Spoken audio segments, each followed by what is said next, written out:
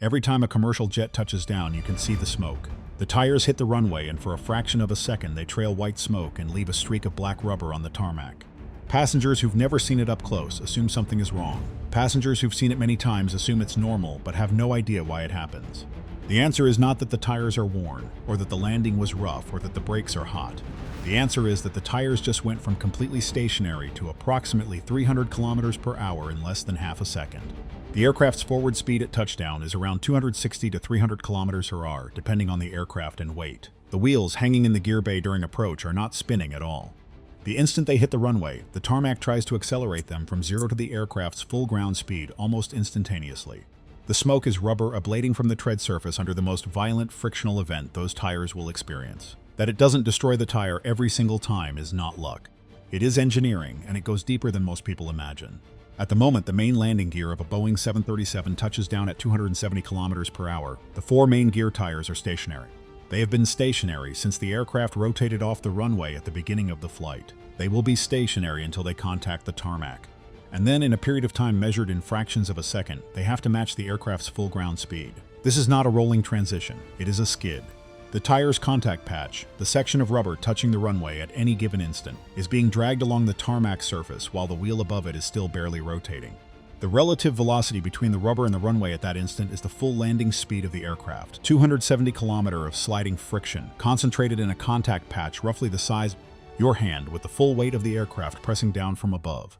The friction force from that sliding converts directly to heat.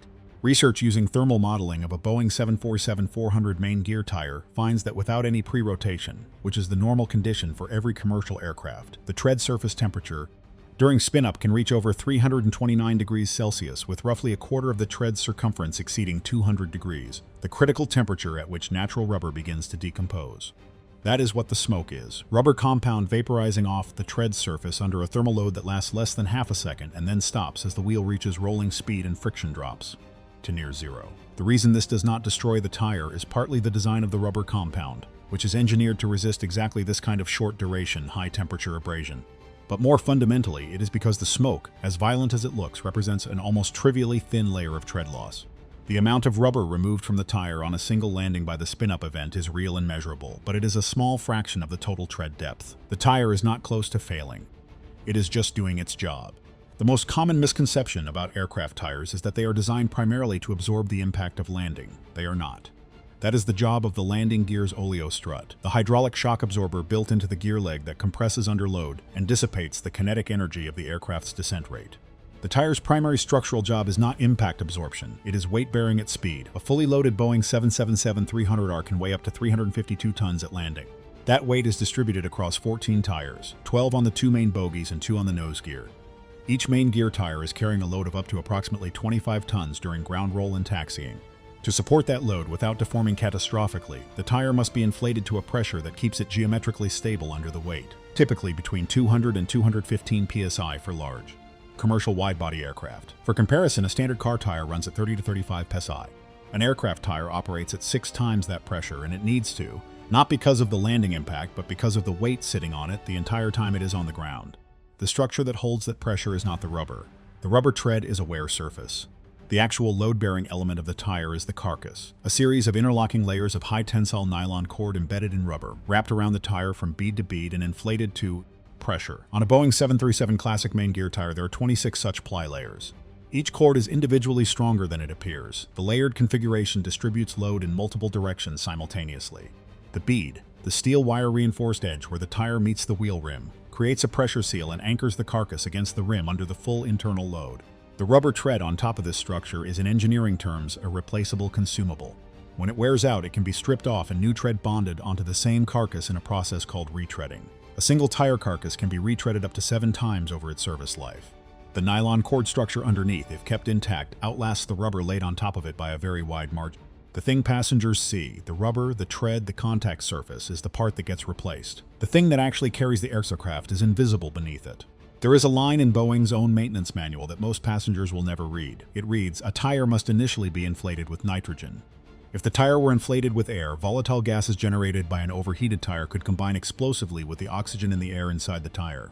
A tire explosion can cause damage to equipment and injuries to persons. The reason is direct. Air is roughly 21% oxygen. Oxygen supports combustion. At the temperatures generated during a spin-up, during heavy braking, or during an aborted takeoff, the interior of an aircraft tire becomes hot enough that rubber compounds begin to outgas, releasing flammable vapor into the enclosed space inside the tire. If that space contains oxygen, the vapor-oxygen mixture can ignite. If it contains pure nitrogen, it cannot. Nitrogen does not support combustion at any temperature relevant to a tire failure. Dry nitrogen has two additional properties that make it the right choice beyond fire suppression. First, it contains essentially no water vapor. Air at ambient humidity carries moisture, and that moisture changes behavior significantly at the temperature extremes an aircraft tire experiences. From the -50-degree cruise altitude environment to the 300-degree touchdown event, moisture causes unpredictable pressure swings and promotes corrosion inside the alloy wheel rim over time. Nitrogen eliminates both effects. Second, the relationship between nitrogen pressure and temperature is linear and predictable, which makes the engineering of the tire's inflation specifications straightforward. The tire pressure at a cold soak altitude is calculable. The pressure increase on a hot summer runway is calculable. With air and its moisture content, neither calculation is as clean. Every commercial aircraft tire in service is inflated to its operating specification with dry nitrogen, checked against a manufacturer-specified pressure chart before flight, and adjusted only when the tire is cold. Checking tire pressure immediately after landing gives a falsely high reading as the gas is still hot from the spin-up and the subsequent brake heat. Ground crews wait for the tire to cool before any pressure measurement or servicing is considered valid.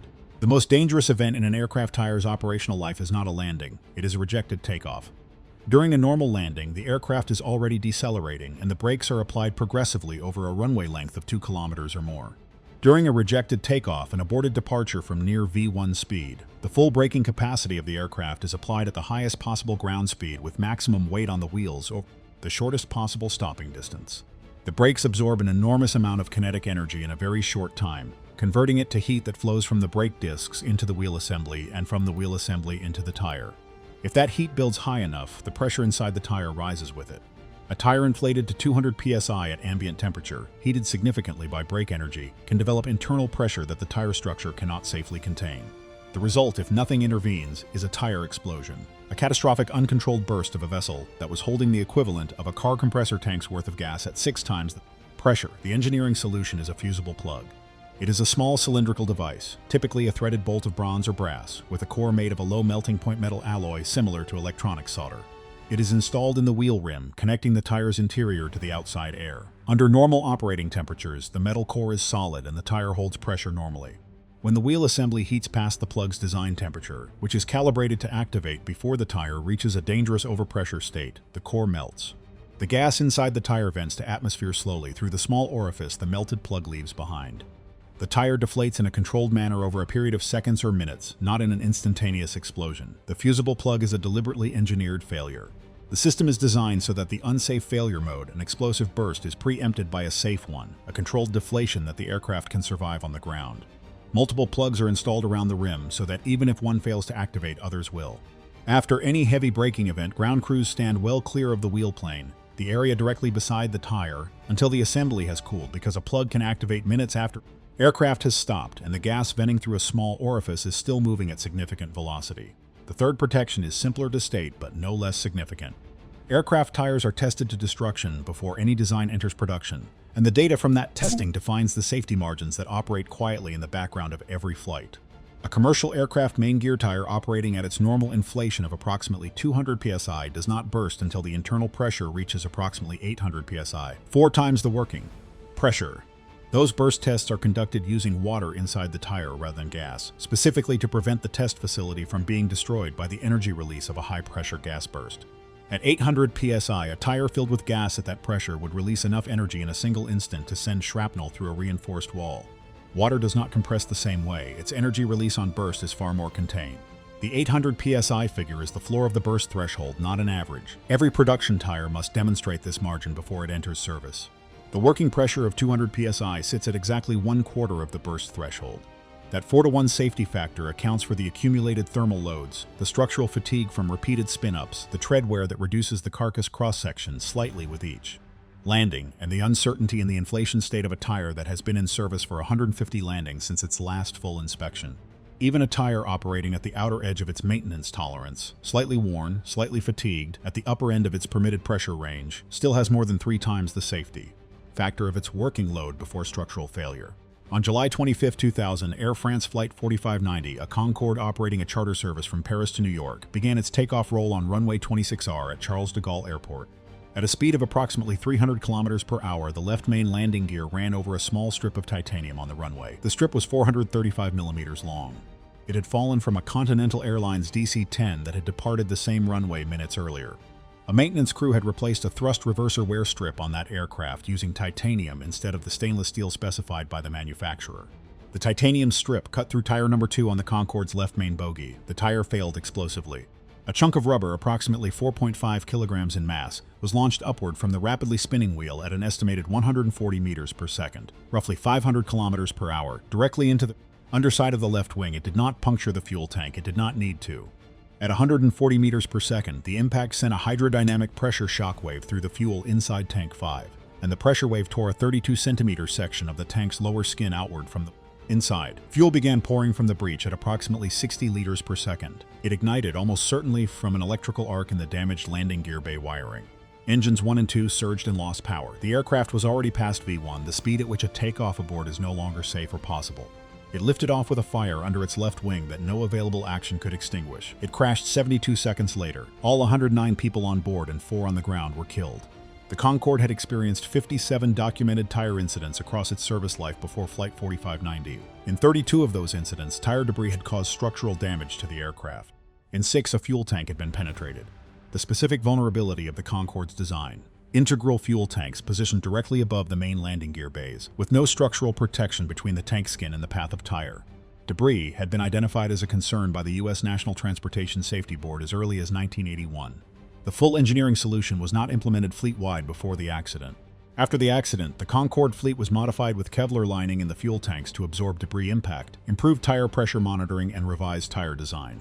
Runway inspection protocols were reinforced globally.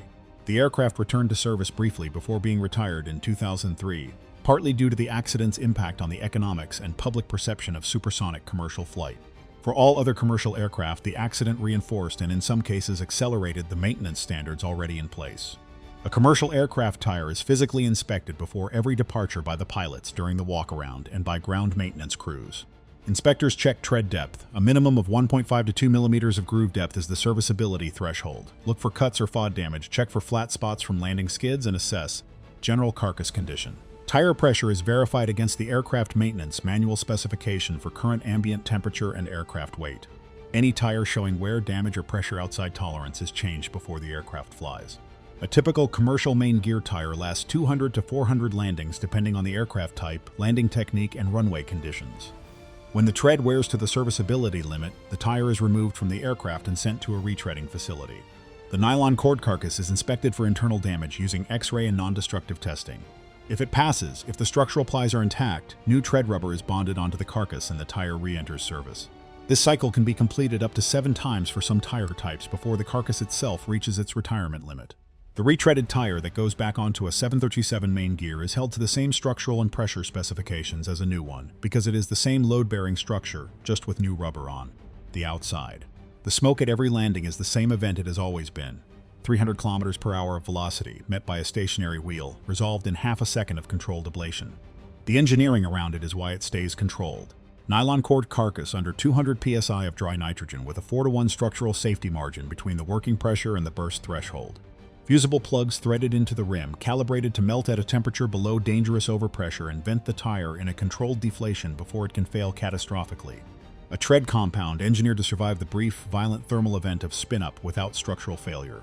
And a maintenance regime that inspects every tire before every flight, replaces tread the moment it approaches its wear limit, and tracks the carcass through up to 7 rebuild cycles by serial number. The smoke is the system doing exactly what it's designed to do. The part you don't see is what keeps it that way.